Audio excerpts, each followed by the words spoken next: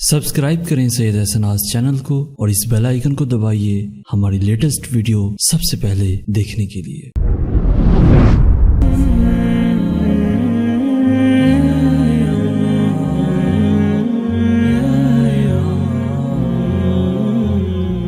हज़रत इमाम अली अलैहिस्सलाम फरमाते हैं,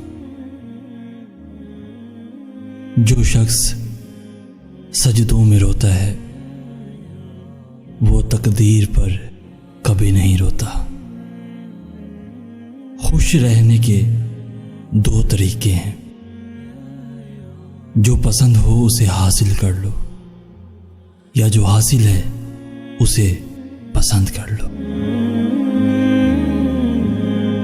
कोशिश करो कि तुम दुनिया में रहो, दुनिया तुम में ना रहे, क्योंकि कश्ती जब तक पानी में रहती है खूब तैरती है, जब पानी कश्ती में आ जाता है तो डूब जाती है। जो शख्स मौत को ज्यादा याद रखता है वो थोड़ी सी दुनिया पर भी खुश हो जाता है।